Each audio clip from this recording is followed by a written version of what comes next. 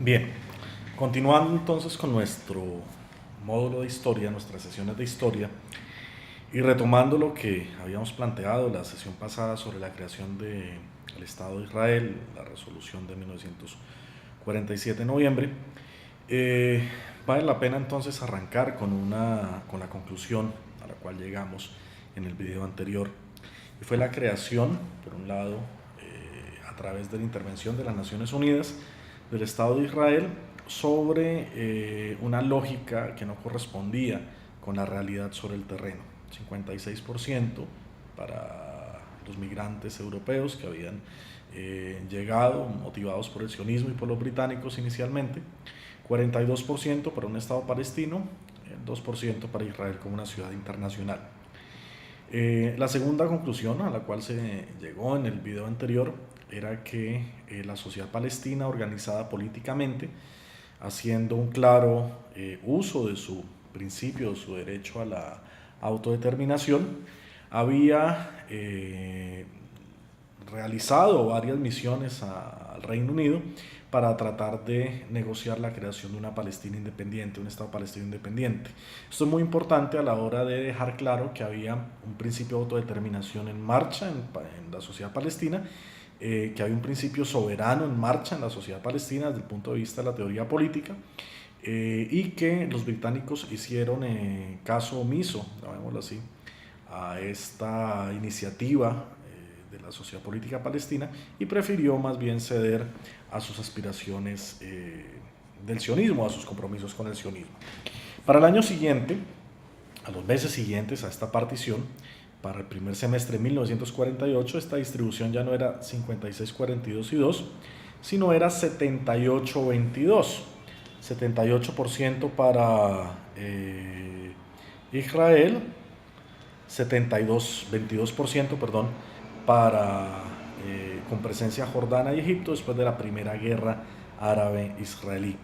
En esta primera guerra árabe-israelí, hay que insistirlo, Israel pasó del 56% de su tierra, o de lo que las Naciones Unidas le había entregado más bien, al 78%, adueñándose sobre todo del triángulo al norte, el triángulo de Galilea, donde está Nazaret, que es una población básicamente palestina cristiana, reduciendo el contorno de Cisjordania y reduciendo drásticamente el contorno de la Franja de Gaza.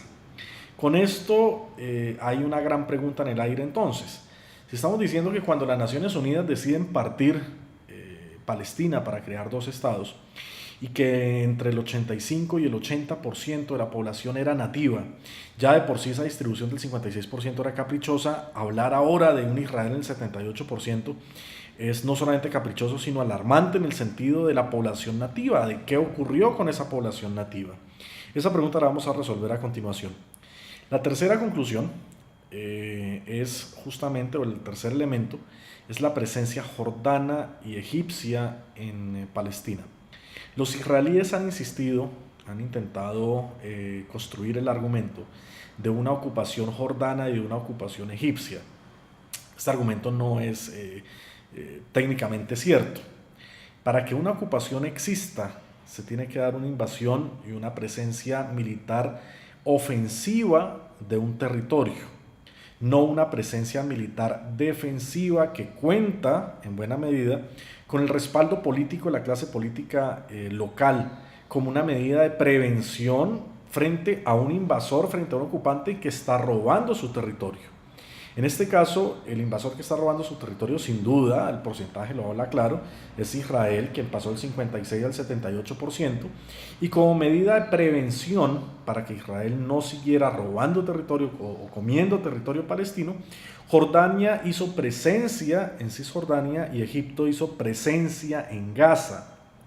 De esta forma se preservó el 22% de lo que antes era Palestina para poder plantear un estado palestino en el futuro. Entonces, de ninguna manera se puede hablar de una ocupación jordana o de una ocupación egipcia. Y los israelíes son muy hábiles a la hora de presentar este argumento de esta manera para después, en la guerra de los 6 días, cuando ellos derrotan a los jordanos y derrotan a los egipcios, reclamar entonces esos territorios como territorios en disputa o tierra de nadie. Evidentemente esto no es así, evidentemente tanto Cisjordania como Gaza, ese 22%, hacen parte integral del Estado palestino. Pero esta construcción argumental tan solo se puede realizar si se parte del hecho que la presencia jordana y la presencia egipcia fue una presencia defensiva, una presencia preventiva y con el apoyo básicamente de la élite política palestina para tratar de impedir que Israel pasara del 56% al 100% del territorio en la primera guerra árabe-israelí. Este argumento es fundamental porque de allí se basa toda la argumentación legal del sistema internacional de las Naciones Unidas en 1967, desde donde toma su resolución, su famosa resolución 242, que es la resolución de la partición. Y este argumento es fundamental entenderlo también para desvirtuar entonces los planteamientos israelíes a la hora de presentar Palestina como territorios en disputa o, para el caso colombiano, como un conflicto interno. Sin duda no lo es, no son ni territorio en disputa ni conflicto interno. Sin embargo, los israelíes son muy hábiles en su lógica discursiva y en su forma de manipular los argumentos, son muy hábiles a la hora de presentar esto. Si continuamos, entonces vamos a encontrar cómo era Palestina antes de 1948. Una Palestina activa, una Palestina con ciudades, una Palestina comercialmente dinámica, una Palestina socialmente muy integrada. Y en la red encontramos muchos videos sobre cómo era esta Palestina antes del 48, esa Palestina que Golda Meir se atrevió a desconocer, afirmando que se trataba de una tierra sin pueblo. Pues bueno, tenemos noticias, no se trataba de una tierra sin pueblo, al contrario, era una tierra totalmente organizada, con un pueblo social y política y económicamente muy activo.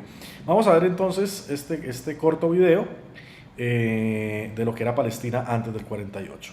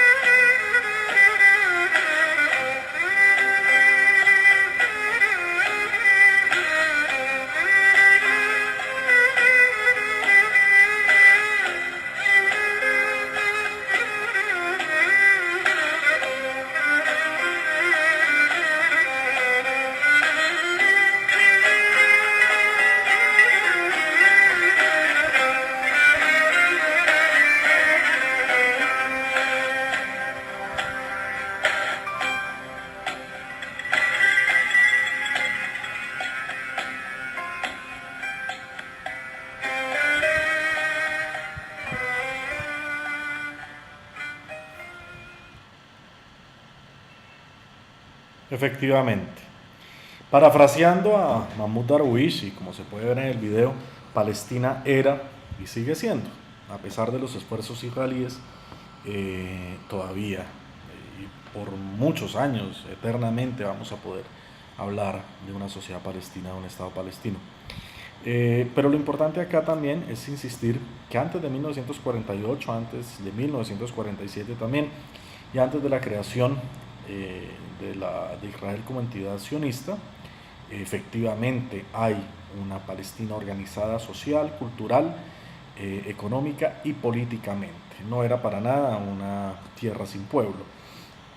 El problema acá es que siendo tan organizada, tan consolidada, representando el 85% de la población en algunos, siguiendo algunos textos, como los de, por ejemplo, Ilan Pappé, resulta evidente pensar que van a haber presiones sobre esa población nativa, presiones muy fuertes, a partir de la apropiación israelí del 78% de la tierra. Buena parte de esa población, buena parte de ese 85% de la población va a quedar atrapada dentro del territorio controlado militarmente por Israel después de la primera guerra árabe-israelí. La pregunta es: ¿qué va a pasar con esa población palestina que va a quedar atrapada dentro de esas fronteras? La respuesta es una respuesta bastante trágica y bastante lamentable. Los israelíes, en términos de Ilan Pappé, van a hacer una limpieza étnica de ese territorio y van a expulsar a la población local, van a expulsar prácticamente a la totalidad, casi la totalidad de la población local, destruyendo a su paso villas, aldeas, cometiendo masacres, lo cual se conoce en la historiografía, en los relatos historiográficos de los palestinos, como la Nakba. Y es esta catástrofe, la Nakba de hecho traduce literalmente catástrofe, es esa catástrofe que aún hoy viven los casi 5.300.000 palestinos que viven en la diáspora, y que es una de las líneas rojas que Israel tiene a la hora de negociar, que los mismos palestinos que ellos echaron en el 48 no pueden volver. Sin embargo, es irónico también afirmar que los israelíes se han inventado la ley del retorno, como lo veíamos, lo mencionábamos rápidamente en el video anterior, donde cualquier persona a cualquier lado del mundo, sin que tenga raíces con Palestina, sin embargo bajo el argumento de practicar la religión judía o bajo el argumento de un criterio étnico bastante discutible por demás, pueda migrar a Palestina. Mientras, insisto, un palestino que hace 70 años Israel ha echado, ese sin embargo Israel sí no le permite regresar. La Nakba es entonces esta catástrofe que vive el pueblo palestino. Vamos a ver este pequeño video que se preparó desde la Embajada Palestina en Colombia, para tratar de representar mucho más pedagógicamente y didácticamente a qué nos referimos cuando hablamos de Nakba.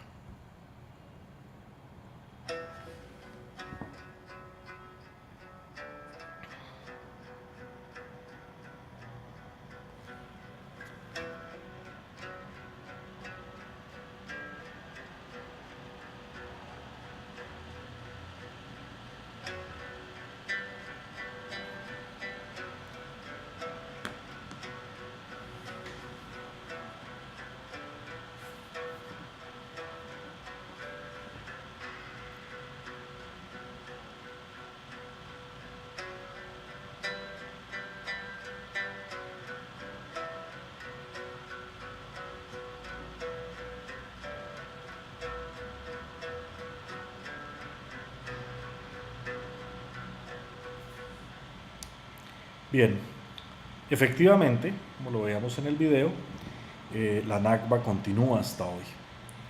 Es uno de los grandes temas que Israel tendrá que enfrentar en la Corte Penal Internacional, esa costumbre estructural que tiene desde 1947 y 48 hasta la actualidad, por cometer crímenes de guerra. Y basta, esto no es una posición parcial, no es una posición sesgada, sino basta con mirar los hechos en el terreno y confrontarlos con las convenciones de Ginebra.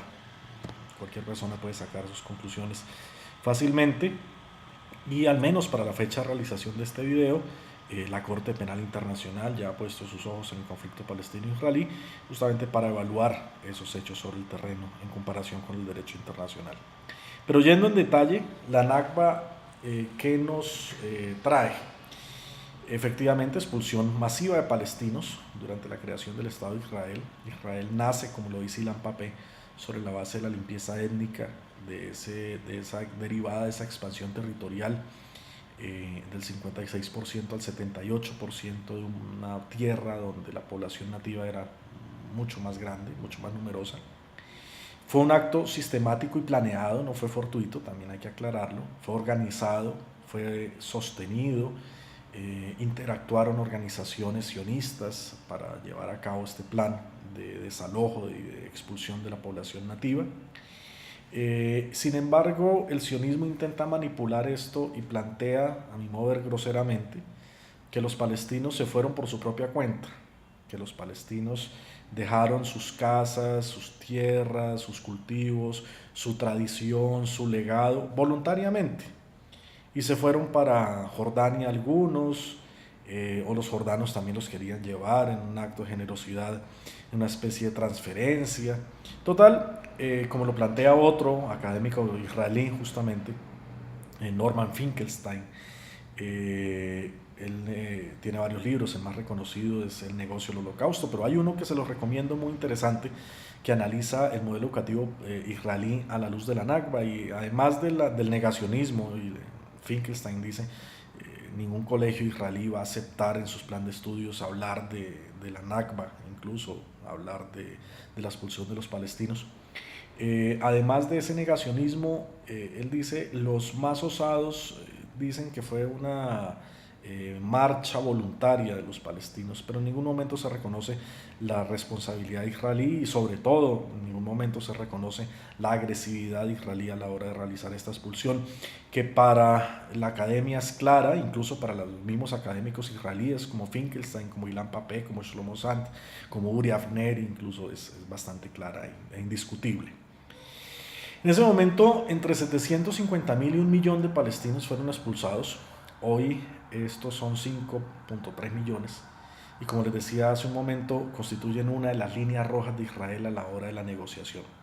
Hay otras líneas rojas, el estatus de Jerusalén, los colonos, las colonias, el tema de un ejército palestino, por ejemplo, son líneas rojas que Israel no cede.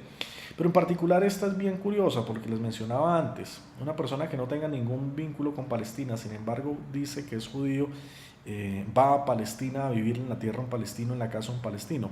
Sin embargo, los palestinos que Israel echa en 1947 y 48 no pueden volver, constituyen uno de los tabúes dentro de la negociación, al menos desde el lado israelí. De la población nativa, la mayor parte fue echada, la mayor parte que estaba en este 78% del territorio, pero un pequeño grupo, alrededor de 150.000 palestinos, lograron quedarse, lograron permanecer, incluso creando campamentos de refugiados internamente dentro de Israel. Con el tiempo Israel les otorgó una especie de ciudadanía, y de hecho Israel se jacta de ser una de las, entre comillas, grandes democracias del mundo por ese hecho que Israel considera un hecho de generosidad. Realmente yo no le veo la generosidad por ningún lado, pero de haberle dado ciudadanía a los palestinos que se quedaron dentro de su territorio. Hoy de hecho es 1.600.000 palestinos los que viven dentro de Israel. Sin embargo, nunca van a ser ciudadanos de plenos derechos, nunca van a funcionar como ciudadanos de plenos derechos, y hoy, a fecha de hoy, 2017, que se hace este video, suman más de 50 leyes discriminatorias que fácilmente se pueden encontrar en una ONG que trabaja este tema, que es Adamer, donde se pueden encontrar bien en detalle en qué consisten estas 50 leyes discriminatorias a los palestinos. En lo personal, yo tengo un argumento, y es un argumento de partida, sin embargo, no es un argumento de finalización, es un argumento de partida.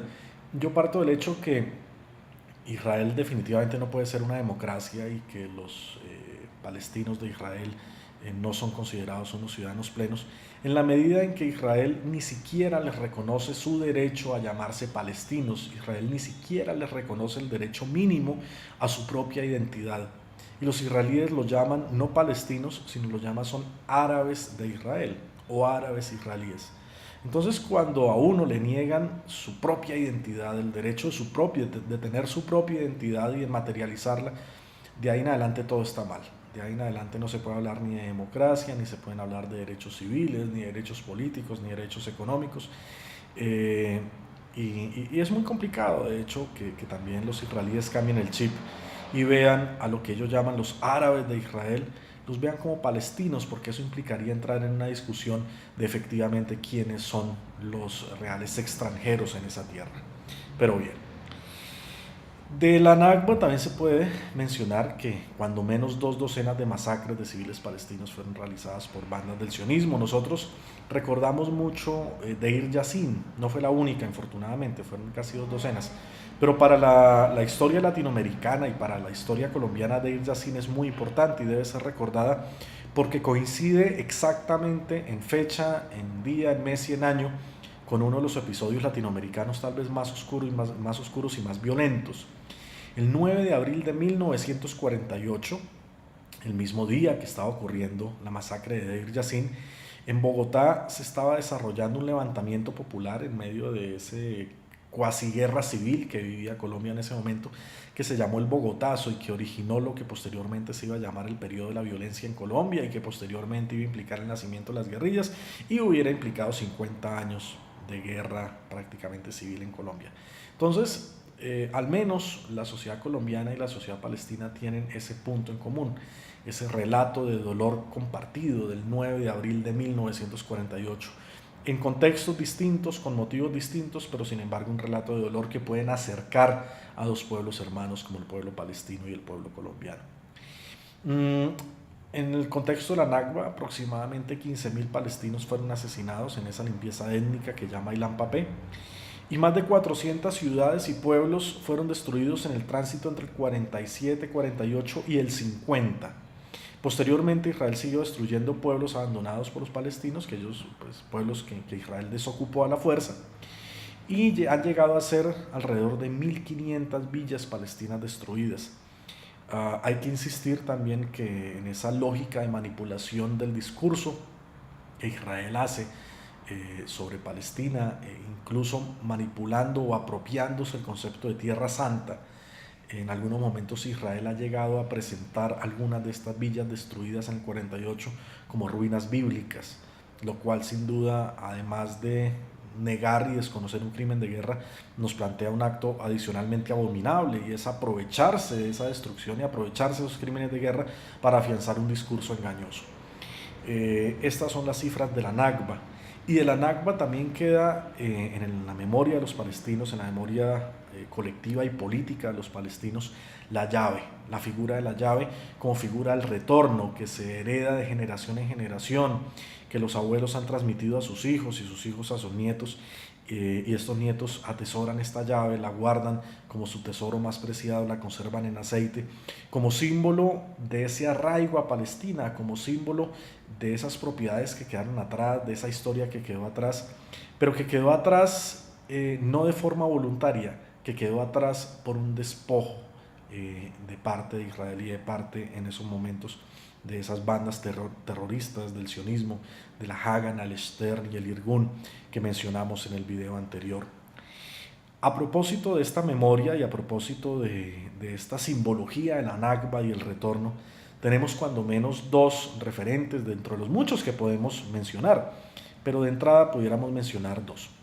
A nivel de libro, vale la pena recomendar La limpieza étnica en Palestina, un texto de Ilan Pappé, bien curioso, partiendo del hecho que se trata de un autor israelí que es de los pocos que se atreve críticamente a llamar las cosas por su nombre y decir, si Israel expulsó a los pobladores nativos, pues sencillamente, en simple lógica, se llama limpieza étnica. No se trata de ningún eufemismo como los que Israel intenta emplear, esto se llama limpieza étnica. Y por otro lado, les recomiendo la película La sal de este mar, que trata muy bien ese tema de la memoria, en este caso representada por una jovencita palestina que su abuelo le ha transmitido la historia de su pueblo y la historia de su casa. Vale la pena tanto el libro como la película. Y en el arte palestino, la Nakba también ha tenido una implicación. Muchos artistas palestinos han trabajado sobre ella. Mahmoud Darwish ha trabajado sobre ella o trabajó sobre ella. Y a nivel de pintura, a mí me gusta mucho traer a colación esta obra de Ismail Shammoud, Eh, a veces en español aparece traducida como de dónde, en otros momentos aparece traducida como hacia dónde, pero igual el título realmente poco interesa las modificaciones o las variaciones a la hora de la traducción, porque la obra transmite efectivamente lo que el autor, lo que en este caso Ismail Chamut, el artista, quería transmitir, y es la idea del desarraigo, la idea del despojo, la idea de la familia palestina incompleta, entre otras cosas. No está la madre, si ustedes se dan cuenta, la madre seguramente ha sido asesinada dentro de estas masacres que las bandas del terror del sionismo cometieron en algún pueblo. En la pintura, Chamut saca a conciencia, saca la figura femenina para mostrar estas familias incompletas. Y el papá con sus 3 hijos pequeños marcha en pleno desarraigo, en un contexto desértico de fondo, con un árbol seco de fondo que muestra, insiste en transmitir la idea de ese desarraigo. Marcha con una pues cara de pesar, de pesadez que también tienen sus hijos. Es una pintura del año 1953, efectivamente en pleno contexto de la Nakba, un óleo sobre lienzo y que transmite entonces este éxodo, una de las grandes obras de Ismail Chamut. Después de la guerra de esa primera guerra árabe-israelí, ocurre otra cosa, no solamente ocurre la Nakba, ocurre otra cosa que tiene importancia fundamental para entender el contexto contemporáneo del conflicto, y es el acto administrativo de la negociación entre Israel y sus vecinos árabes de unas fronteras. Esas fronteras crean el concepto de línea verde, y sobre esa línea verde se va a realizar a nivel de derecho internacional, se van a reconocer las fronteras funcionales del Estado palestino actual. Cuando se hace la Declaración de Independencia en 1988, cuando se hacen las segundas y las terceras oleadas de reconocimientos biestatales hacia Palestina a partir de 2010, cuando la Corte Internacional de Justicia toma su decisión sobre el muro, y cuando se habla hoy de ese Estado palestino observador no miembro de la ONU, se habla, en todos estos casos que les mencioné, se habla con una lógica de frontera partiendo de la base de la línea verde. La línea verde. ¿Cómo se creó esta línea verde? Vamos a mirarlo rápidamente. Seguramente ustedes ya conocen en buena medida cómo se dio el desarrollo de esta negociación, pero vale la pena tratar de enfatizarlo país a país. La línea verde también se conoce como la línea del armisticio de la guerra de 1948. De hecho, normalmente esta línea se va a firmar los acuerdos en el año siguiente, en 1949, por separado Israel con cada uno de sus vecinos árabes. Se conoce, como les digo, como la línea del armisticio, pero básicamente ha pasado a la historia como la línea verde, y arrancó, podemos empezar de arriba hacia abajo, mirando la línea o el acuerdo general de armisticio entre el Líbano e Israel, que se firmó el 23 de marzo de 1949. En su artículo 5 propone como línea de demarcación la línea de frontera internacionalmente reconocida entre el Líbano y Palestina a partir de la resolución 181, o sea, esa línea al norte del Triángulo de Nazaret, que era suelo palestino. Allí el Líbano e Israel definen eventualmente entonces su línea de demarcación. Con Siria, continuando hacia abajo, fue un poco más complejo. El acuerdo se firmó el 20 de julio de 1949, casualmente una descripción bastante militar del tema, ¿no? En la colina 232. También en su artículo 5 los acuerdos son básicamente estándar entre un estado y el otro. Entonces, por esta razón, siempre los artículos que tienen que ver con la demarcación son o el 5º o el 6º, no varía mucho.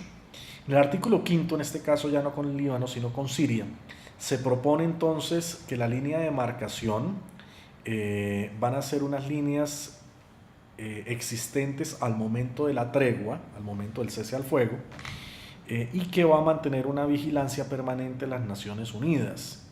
Esa línea va a continuar en cierto punto con la línea de demarcación fronteriza que había entre Siria y Palestina.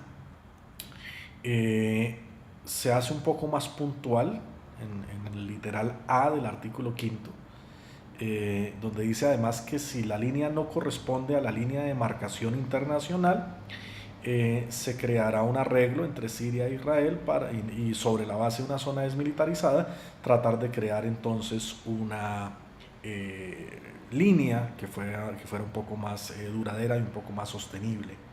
Esto en el mapa, ¿en dónde se ve? Esto en el mapa se ve en este punto.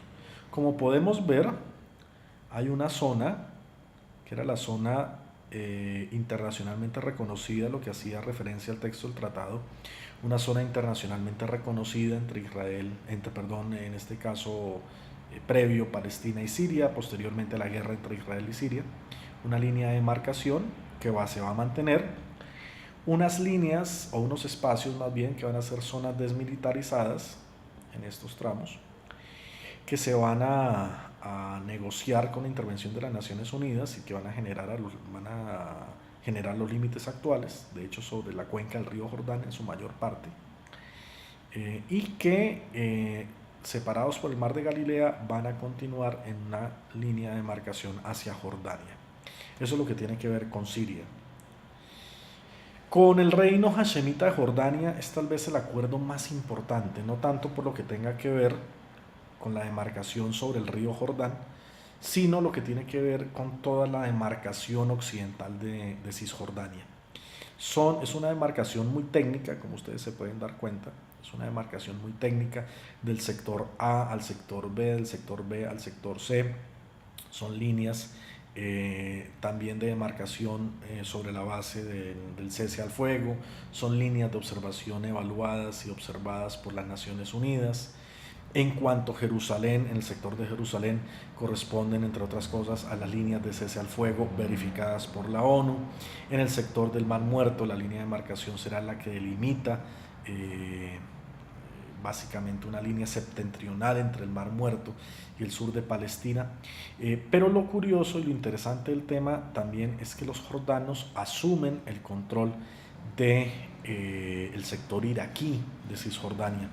Con esto se va a configurar no solamente esta parte, que es la porción al norte de Cisjordania, el contorno norte de Cisjordania, que se demarcó conforme el articulado anterior, sino que de aquí, desde este punto hacia abajo, correspondería al sector iraquí. Y ese sector iraquí, entonces, iría a permitir la demarcación de todo este sector, que sería el sector de influencia de Hebrón y de Belén, que mencionaba el último aparte del articulado que mencionamos hace un momento. Entonces, desde el Mar Muerto, una línea septentrional hacia unos puntos específicos que van a cerrarse nuevamente hacia Jerusalén. Este acuerdo, el acuerdo con Jordania, entonces permite no solamente la demarcación sobre la base de la cuenca del río Jordán, sino permite la demarcación de todo el contorno de Cisjordania, sumando, como lo mencionaba, el sector jordano al norte y el sector iraquí al sur, definiendo también Jerusalén, partiendo Jerusalén este y Jerusalén oeste. Esto es fundamental, ya les menciono por qué, partiendo Jerusalén este y Jerusalén oeste, sobre la base de la línea del cese al fuego. Es muy importante esta partición de Jerusalén porque al quedar del otro lado de la línea verde, Jerusalén este, la parte vieja, va a entrar a ser parte de la definición de territorios ocupados para 1967. En este momento, en la guerra del 48, Israel solamente ocupó la porción oeste de Jerusalén, no la porción este. Cuando después, en 1967, Israel en la guerra de los 6 días ocupa toda Cisjordania y ocupa toda Jerusalén, los israelíes intentan anexar Jerusalén. Ellos utilizan el eufemismo de unificación, eso no se trata de una unificación, y presentan a Jerusalén como una ciudad unida, capital de Israel, la presentan al sistema internacional. Como en el 67 se ha construido una resolución del Consejo de Seguridad que define que tanto Cisjordania, Jerusalén Este y Gaza son territorios ocupados, desde el punto de vista del derecho internacional, nunca, bajo ningún motivo y en ningún momento, Jerusalén Este es parte del territorio israelí. Jerusalén Este, al igual que Cisjordania, al igual que Gaza, son territorios ocupados que pertenecen a Palestina. a Palestina. Hay cuando menos dos grandes problemas para Israel con esto. En primer lugar, Israel no puede seguirse planteando como tierra santa si no tiene el control de Jerusalén Este, porque básicamente ahí están los lugares santos. Entonces, para Israel es fundamental desconocer el derecho internacional y robarse Jerusalén Este y presentarla como una parte integral del territorio israelí, porque le permite, como les digo, a nivel de discurso, seguir manejando el concepto de tierra santa. Por otro lado, obviamente hay un interés económico.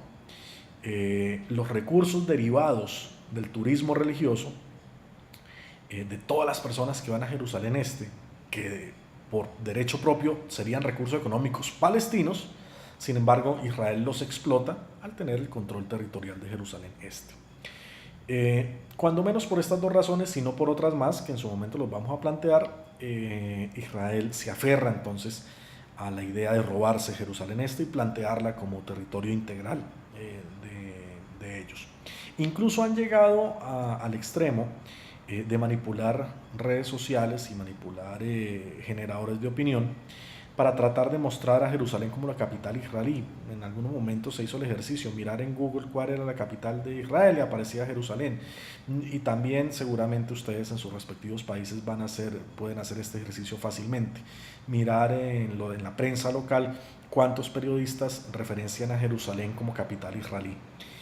Pues bien, esto hace parte de esos intentos israelíes por controlar el discurso y por manipular los medios de comunicación y manipular las sociedades, tratando de vender las cosas como no son y tratando de presentar a Jerusalén siendo que no es, al menos la porción este no es parte de Israel, presentándola así como la capital israelí. La línea ahora entre Egipto e Israel, firmada este acuerdo firmado el 24 de febrero del 49, fue de los primeros, entre otras cosas, permite la demarcación de la franja de Gaza en el área de lo que el acuerdo llama Gaza-Rafah, y hace una demarcación nuevamente bastante técnica, como ustedes se pueden dar cuenta, una línea desde la costa en la desembocadura de Wadi Hassi en dirección este por Deir Sunneit, cruzando por la autopista de Gaza al Magdal hasta el punto de 3 kilómetros al este de la carretera, bueno, etc. Es una definición bastante técnica, pero en resumen nos delimita la franja de Gaza.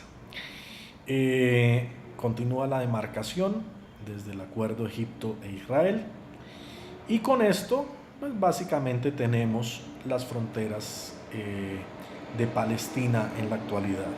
Entonces se puede entender como esta línea verde, se puede entender a partir de 1949 como la línea del armisticio, y que después el derecho internacional y la comunidad internacional la va a asumir como las fronteras del Estado palestino. Esto es muy importante porque cuando se habla de Estado palestino hay que hablar de cuando menos tres cosas.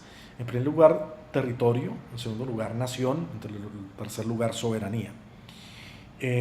Con esta línea de demarcación, con la línea verde, nos queda claro que hay una noción territorial definida, indiscutible, en Cisjordania, Jerusalén Este y Gaza. Entonces, por un lado, hay territorio. Por otro lado, nación. Está claro, los palestinos se unen en una identidad colectiva, una identidad política, una identidad social, una identidad económica, una identidad cultural, que les permite pensar en un proyecto político común, que les permite hablar de un Estado. Eso es nación. Entonces, nación hay. La soberanía, si se parte del hecho que la soberanía emana del pueblo, la soberanía, en la medida en que haya un deseo de autodeterminación, la soberanía va a existir, va a continuar. En una ocupación la soberanía se limita. Esto no quiere decir que la soberanía deje de existir, la soberanía se limita. Y el cuarto elemento, es el reconocimiento internacional. Eso se logra cuando la Asamblea General de Naciones Unidas reconoce a Palestina como Estado observador, no miembro. No importa que sea observador o no miembro, en este caso la Asamblea reconoció a Palestina como Estado, entonces hay un reconocimiento internacional. Sin duda, Palestina existe como Estado, eso es absolutamente claro, y hay una definición territorial ya. Les cuento anécdotas. En Colombia, por ejemplo, algunos sectores de la clase política todavía creen que no hay una noción clara territorial entre Palestina e Israel, y que esto todavía hace parte del esquema de negociación, que esto se está por negociar, pero bueno, esto no es más que una ignorancia sobre el tema. hay una claridad en cuanto a la noción territorial. A partir entonces de 1950, Israel inicia toda una serie de esfuerzo normativo para afianzarse entonces en ese 78% de la tierra. Y vamos a encontrar una serie de normas de colonización que son bastante hostiles entonces con la población que queda dentro de Israel y también que queda dentro de, obviamente, de Palestina. Tenemos una ley de 1950 que se conoce como la Ley de Ausencia de Propiedad. Esta ley propone que una persona que siendo ciudadano palestino y haya dejado su tierra será calificado como ausente y sus propiedades a la hora de tener el dueño ausente pueden ser expropiadas. Es bastante irónico que justamente quien propicia la expulsión de los palestinos después hable de la necesidad de un dueño ausente para poder reclamar sus propiedades. O sea, yo primero te expulso y después te robo tus cosas, pues es básicamente una posición muy cómoda.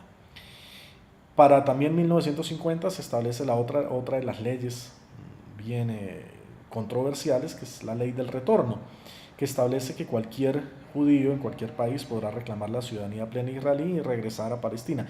Esta ley es bien controversial, sobre todo como les mencionaba hace un rato, si se parte del hecho que los mismos israelíes impiden que los palestinos que ellos echaron puedan volver, mientras que una persona de cualquier lado del mundo sí puede reclamar entonces su presencia dentro de Israel. La ley de la nacionalidad reafirma la ley del retorno y establece que los residentes no judíos solamente podrán adquirir la ciudadanía, en este caso ciudadanía residencia, no una ciudadanía plena, solo si logran probar que son palestinos.